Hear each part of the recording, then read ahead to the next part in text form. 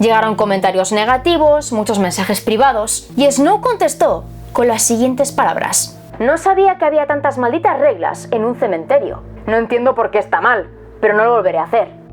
Muy buenas a todos y bienvenidos un día más a mi aterradora biblioteca. Por si no me conoces me presento, no es de Caneflisher y cada semana, si todo va bien, traigo a este canal los misterios más impactantes de la historia. En el día presente os traigo un caso muy reciente, el de Yandere Freak, ocurrido en 2021. Aún no hay sentencia publicada y seguramente no vea la luz, pero el contexto es muy interesante y retorcido, y estoy convencida de que os pondrá los pelos de punta. Necan editor al aparato. Estaba revisando los clips y me he dado cuenta de que la camiseta estaba manchada de maquillaje. Mil perdones. Es lo que tiene estar cieguísima y no verte en la pantallita cuando estás grabando. Por favor, no me llenen los comentarios en plan de estás manchada, no sé qué. Ya, sí, lo estoy viendo ahora mismo, ¿vale? Dicho esto, continuemos. Así que si queréis saber qué pasó en este caso, ya sabéis, apagad todas las luces, cerrad todas las puertas y poneos cómodos, porque aquí empiezan vuestras nuevas pesadillas. Y bueno, y sin más, ¡empezamos!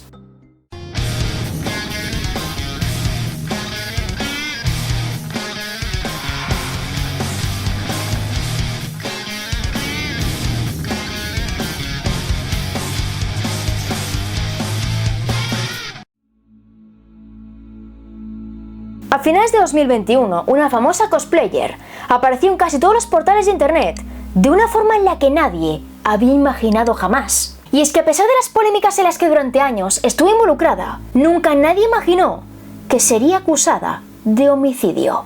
Es ahí donde empieza el siniestro caso de hoy.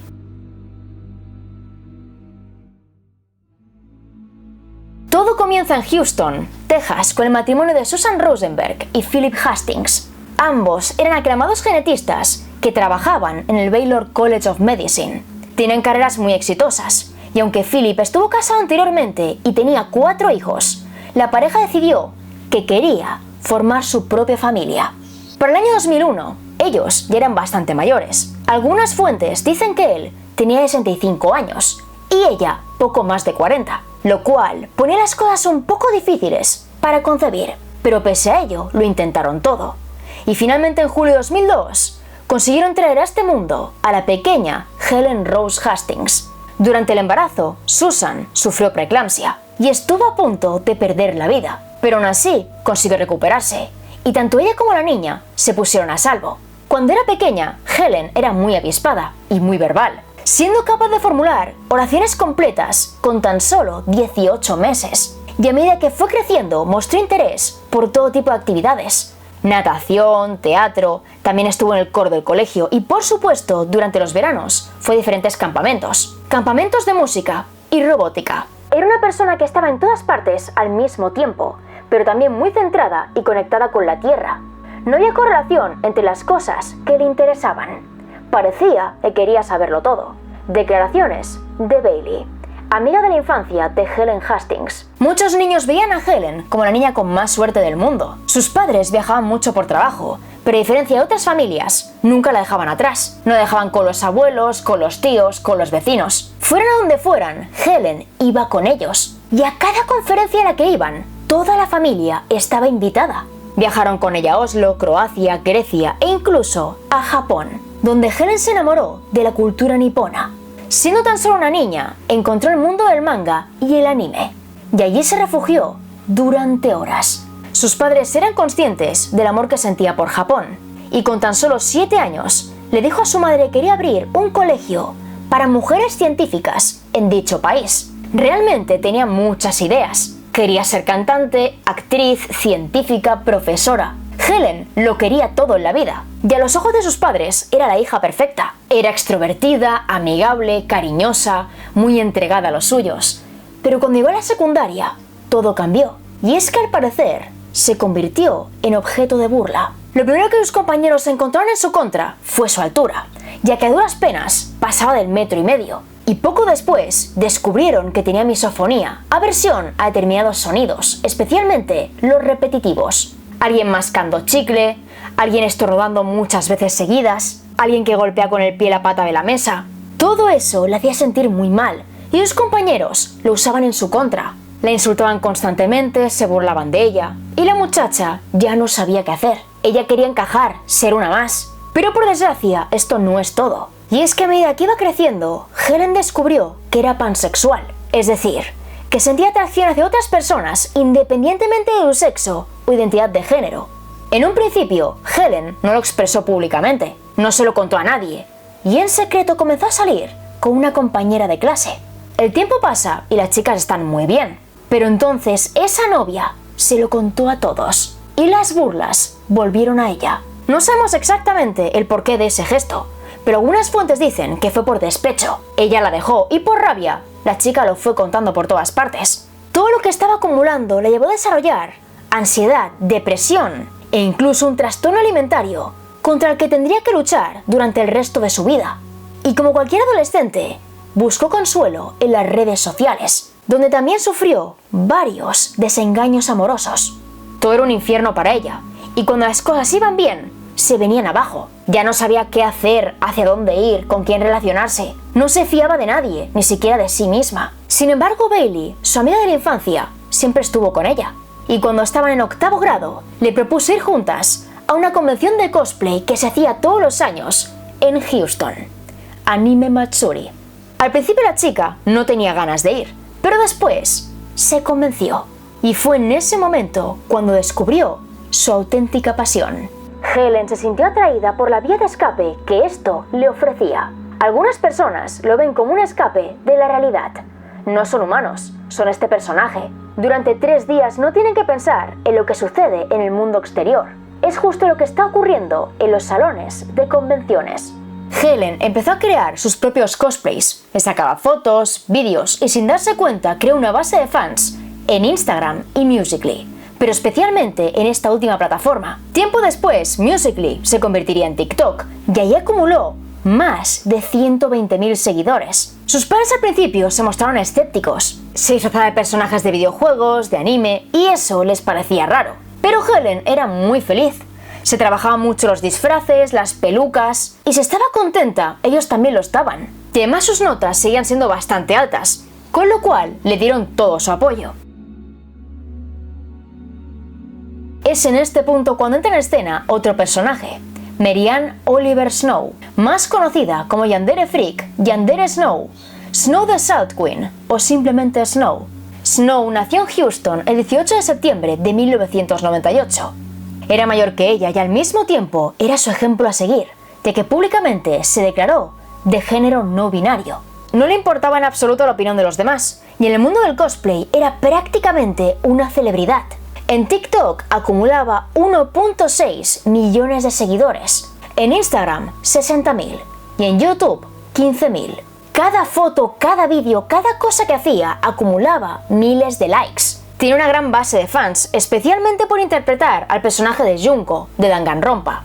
De hecho, muchos le identificaban como ella, ya que principalmente interpretaba a personajes femeninos, y entre ellos siempre destacaba Junko. Físicamente, por los gestos, por cómo interpretaba, por cómo se movía, mucha gente decía que era el personaje en la vida real. Pero a partir de aquí llega la parte siniestra del tema. Y para poder introducir lo que viene a continuación, quiero citaros a un par de personas. Era como una celebridad, odio admitirlo, pero el drama que sigue a Snow es lo que unió a ese grupo. Siempre había algo de qué hablar. Era la Regina George de la comunidad. Snow no creció en internet por únicamente parecerse a Junko, por imitarla bien, por parecerse.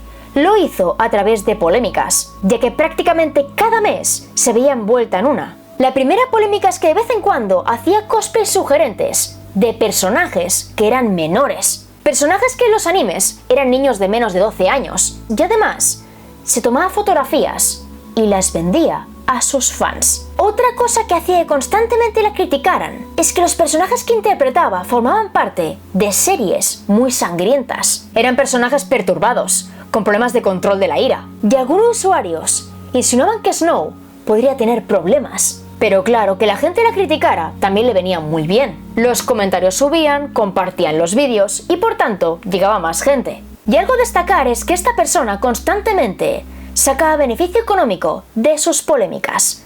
Pero a este punto volveremos más adelante, ya que en enero de 2019 se topó con su primera gran polémica. Ese mes, Snow y otro amigo suyo, que también se dedicaba al cosplay, decidieron visitar el cementerio de West Hill, en Texas, para hacer una sesión de fotos y vídeos. Hasta aquí todo parece normal. Hay cementerios muy bonitos, monumentales, con mausoleos, lápidas muy trabajadas. Y en un ambiente así, es normal querer sacar fotos. Pero la actitud de estas dos personas en ese cementerio fue altamente cuestionable. Se hacen fotitos, juegan entre las tumbas, corretean, se ríen, interpretan a personajes. Y poco a poco la cosa se pone más y más turbia. Patean algunas lápidas, posan junto a ellas. Y además, se dice que Snow se sienta sobre una tumba sin llevar ropa interior.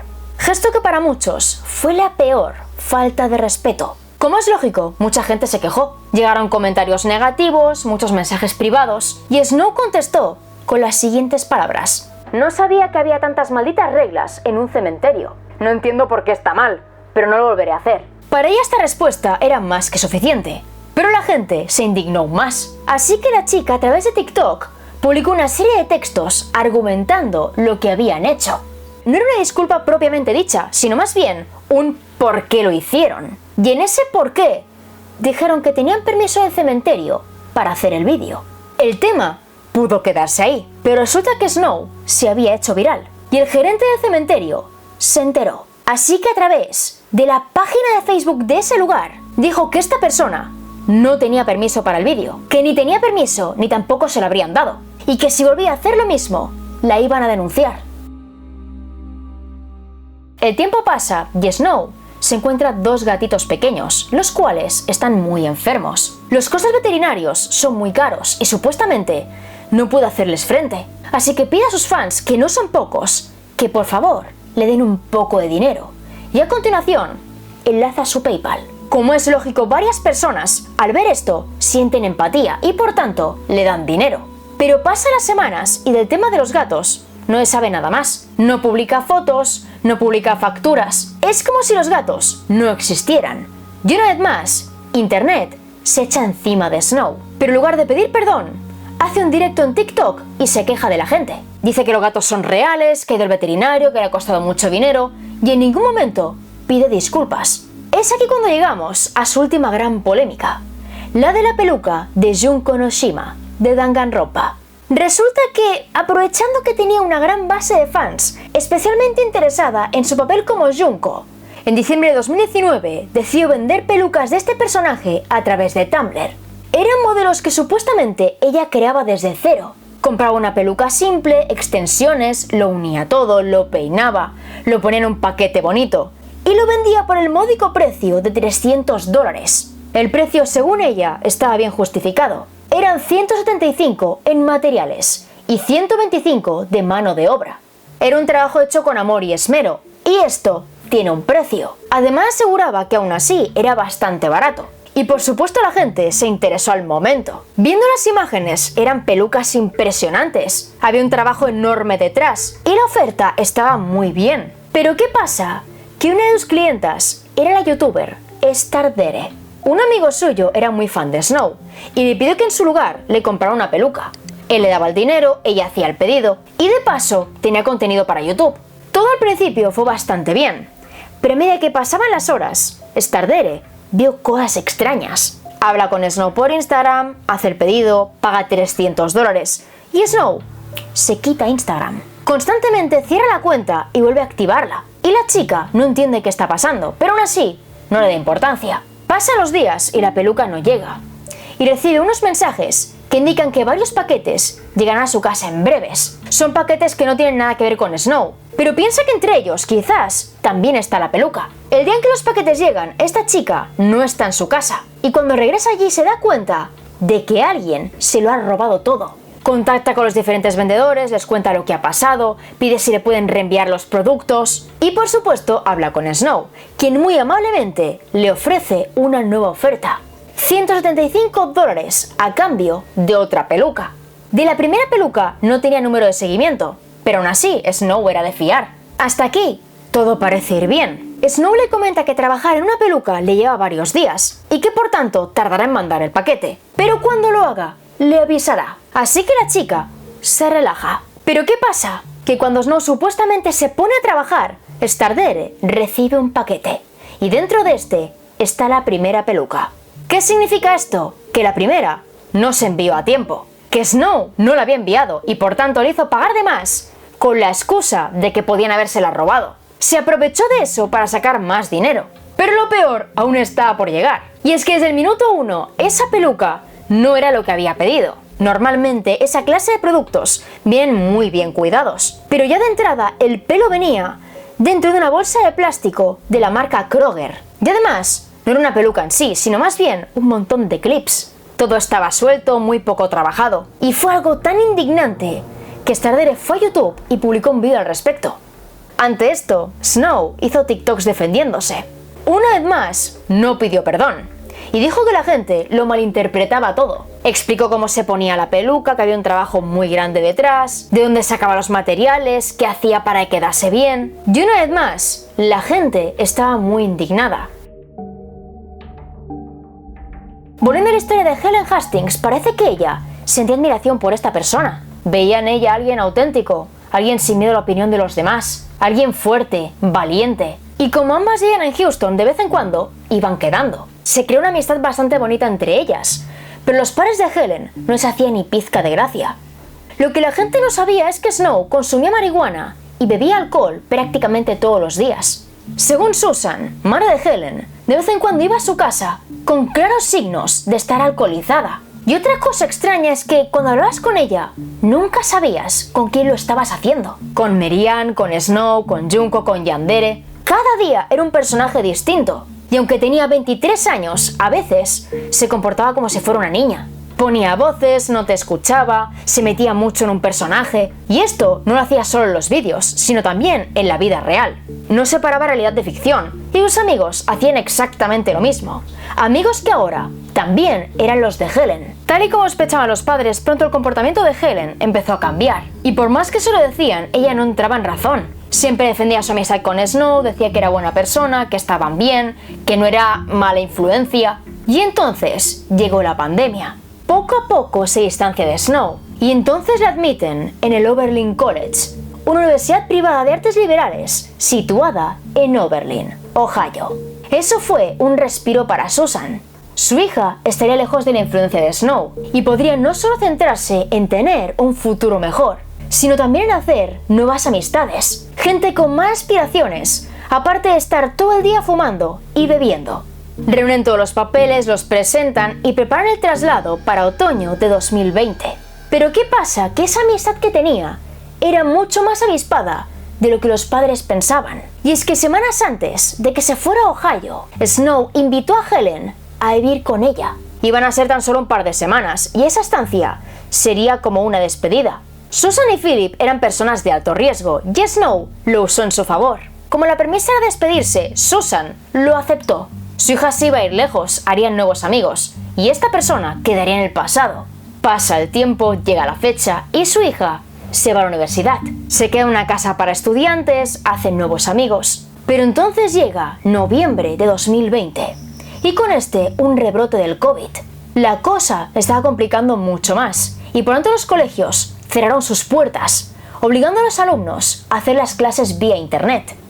En este momento Helen quería volver a casa, pero Snow le ofreció la suya. Y como sería temporalmente, la chica aceptó. Cosa que a los padres no les hizo ni pizca de gracia, pero aún así se iba pasando a verles. La tarde del sábado 16 de enero de 2021, Snow invitó a unos amigos a casa para hacer una fiesta. Beben vodka, Dr. Pepper, Coca-Cola y por supuesto fuman marihuana. El ambiente, según los testigos, era de lo más normal. Música a tope, risas, diversión. Y sobre las 12 estaban todos borrachos. Así que deciden hacer algo más calmado. Y ese algo es ver la serie de Gotham. Se reparten por el sofá, siguen riendo, haciendo bromas. Y Snow, junto con otro amigo, se va al garaje. Busca algo con lo que gastarle una broma a todos los presentes. Y entre las estanterías se encuentra con el estuche de la pistola de su exnovio. Lo abre, saca el arma y entre risas se la guarda en el bolsillo. Supuestamente el arma no estaba cargada, con lo cual era un buen juguete. Vuelven al salón, se sientan con los demás, ven un poco la serie, siguen entre risas. Y sobre la 1, uno de los presentes dice que se quiere morir. Está de broma, muy borracho, y ahí Snow saca la pistola, finge dispararle y se echa a reír. Al ver esto, Helen quiso participar y le pidió a Snow que le pegase un tiro, a lo que ésta se dio la vuelta, le apuntó a la cabeza y apretó el gatillo. Y en ese momento, Helen cayó al suelo en mitad de un charco de sangre. Las autoridades fueron alertadas de inmediato, pero lamentablemente era demasiado tarde. Desde el minuto 1 se supo que no había actividad cerebral y que el cuerpo no aguantaría mucho. Aún así, en el hospital se descubrió que Helen, a espaldas de su madre, se había convertido en donante de órganos. Y por ese motivo, intentaron mantener su cuerpo con soporte vital el tiempo que fuera necesario. Pero 2 días después del terrible evento, Helen Rose Hastings perdió la vida. Las declaraciones de los testigos y de la presunta asesina fueron inconsistentes. Estaban todos muy borrachos, muy alcoholizados. Uno decía que el arma sí estaba cargada, pero que no lo recordaba. Otro que no lo estaba, que no entendía cómo se disparó. Y Snow repitió que esa pistola estaba descargada. Su exnovio le dijo que no estaba cargada y por tanto se lo creyó. Sin embargo, la policía no se tragaba esto. Hay un básico sobre armas que en Estados Unidos cualquier persona debe conocer. Y es que si tú agarras la pistola y sacas el cargador, en este hay balas. Pero en la recámara siempre queda una. Y esa supuestamente es la que mató a Helen. Vaciar un arma no es solo sacar el cargador, es también revisar la recámara. Era un fallo terrible y por tanto Snow fue arrestada. Pero a los pocos días quedó en libertad condicional tras pagar una fianza de $20,000.